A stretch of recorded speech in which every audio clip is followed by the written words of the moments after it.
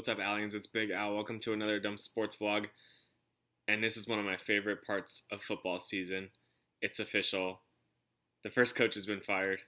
Ugh, it's like Christmas to me. I don't know why I get so excited. Like DeAndre Hopkins said, I would never wish ill will on anyone or anyone's family, but it's official. Our first coach has been fired.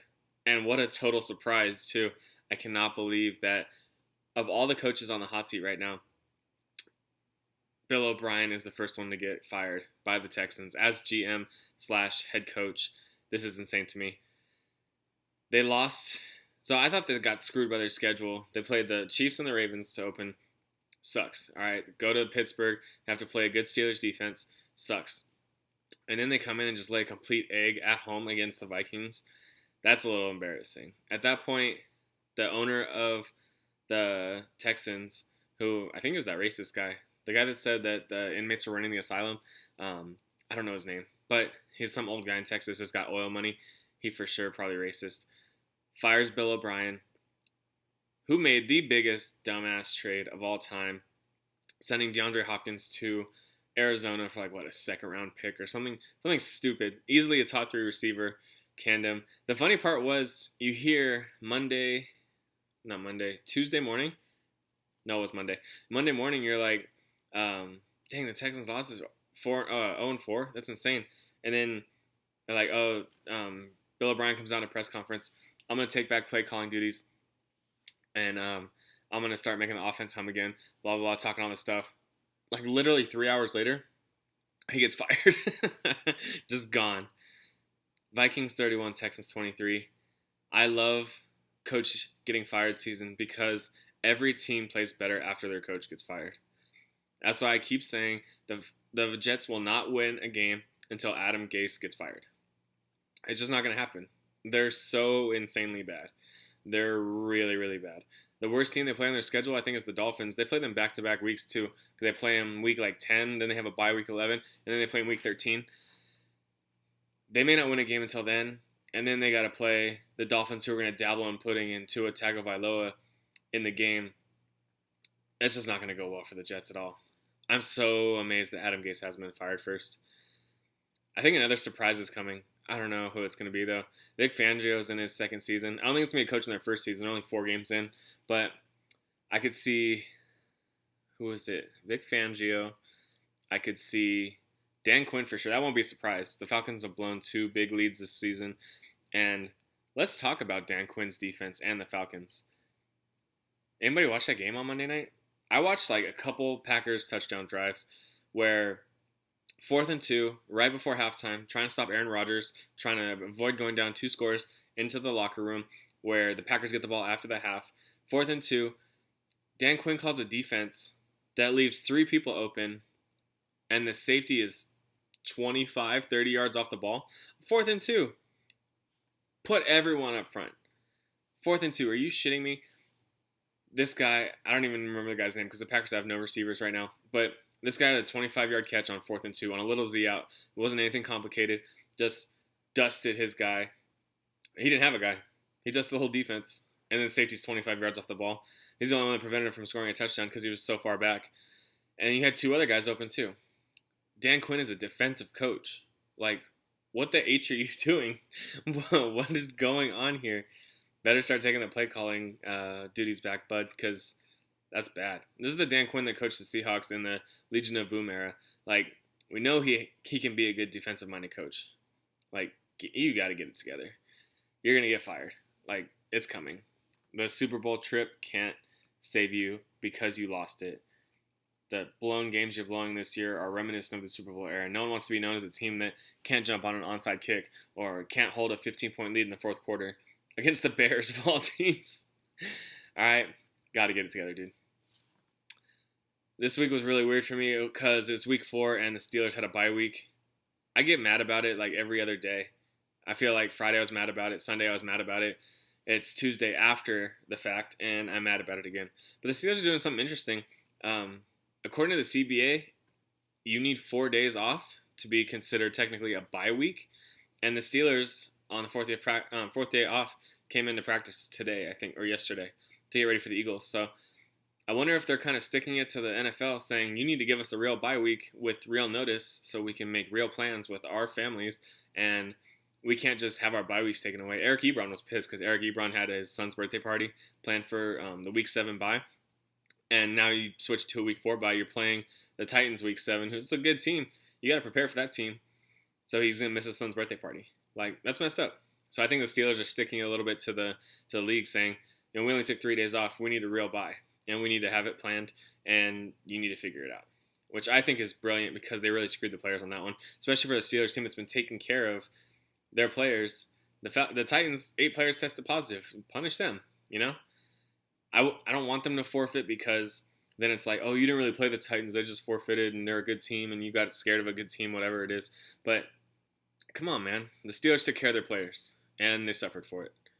All right? A couple of big games this weekend. Browns-Cowboys. This one was a doozy. The Cowboys' defense is atrocious. The Cowboys suck so bad on defense. The Browns looking like a team hanging 49 on a Cowboys team. Awesome. I love. This is kind of like a battle of mid-tier teams. The Browns and the Cowboys, kind of like right here. They're not the Chiefs. They're not the Ravens. Mid-tier teams in each conference, and the Browns kick the shit out of them.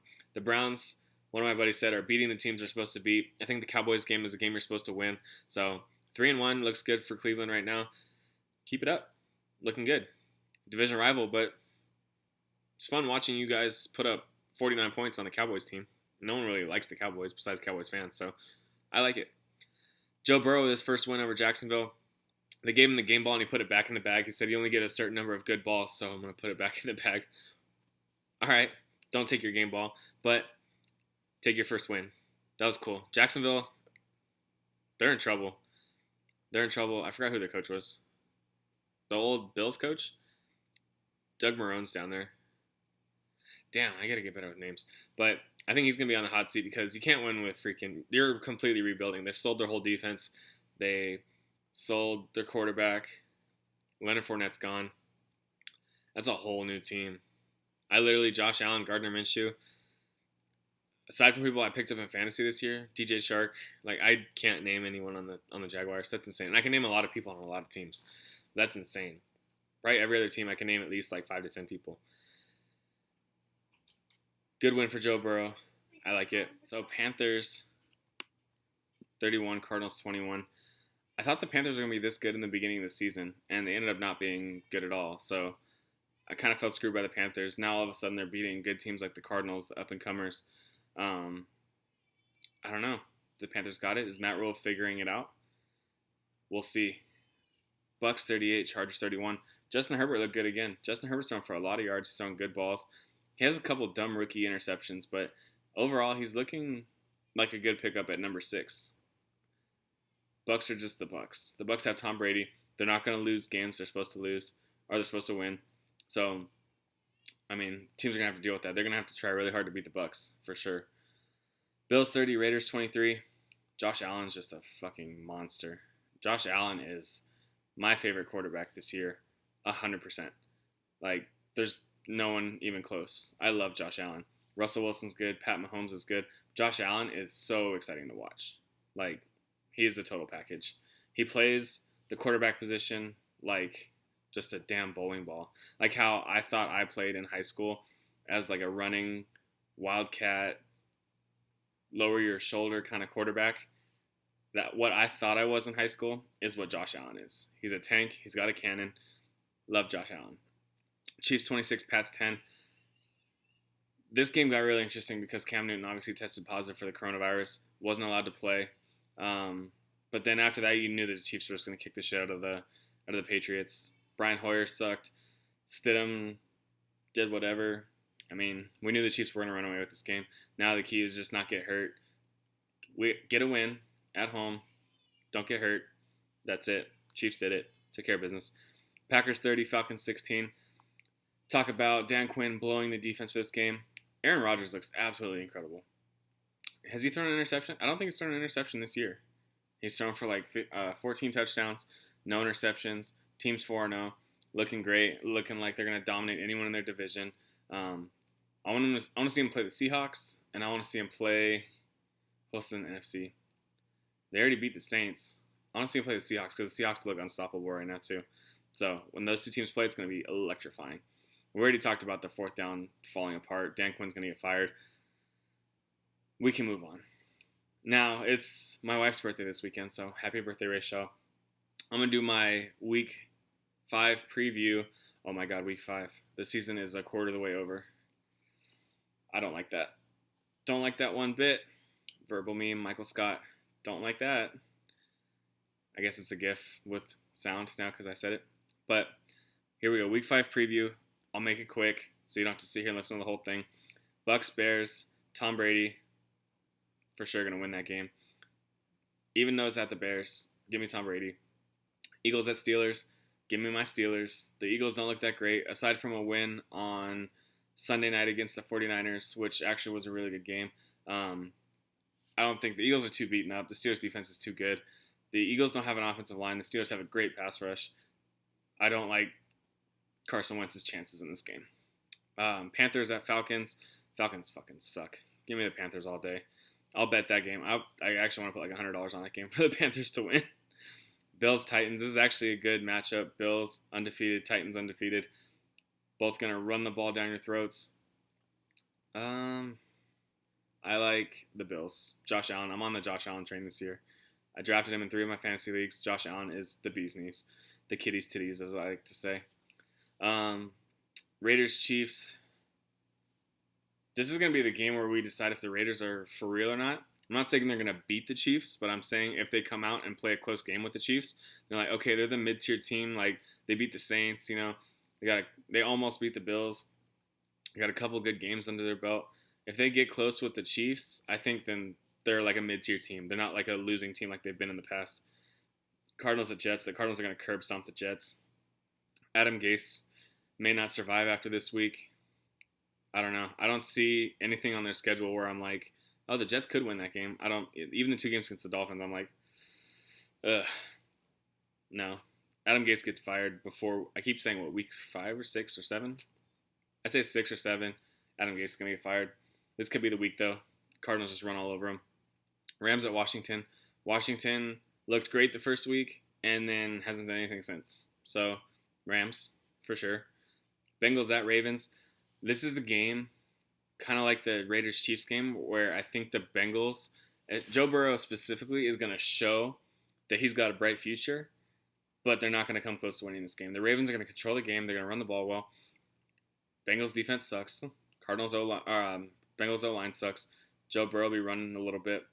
But I think this is a game where Joe Burrow shows some raw talent and some poise, and they don't get blown out, and Joe Burrow actually looks good in this game.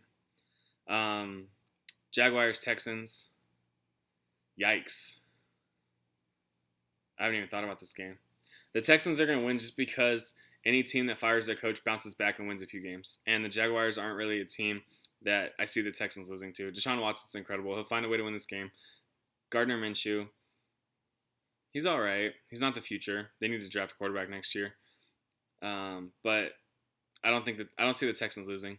I think they get some momentum from firing their coach / GM. The Jackie Moon of all professional sports.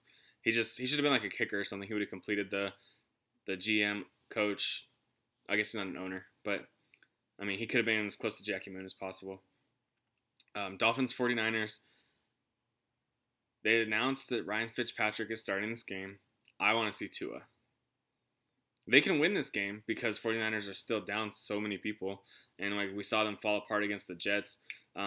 Nick Mullins, the dumbest freaking interception I've ever seen last Sunday. Who's their quarterback going to be? CJ Beathard or Nick Mullins? Nick Mullins, legit, like the worst interception I've ever seen. Pick 6. Do we see an upset? Do we see some Fitz magic here?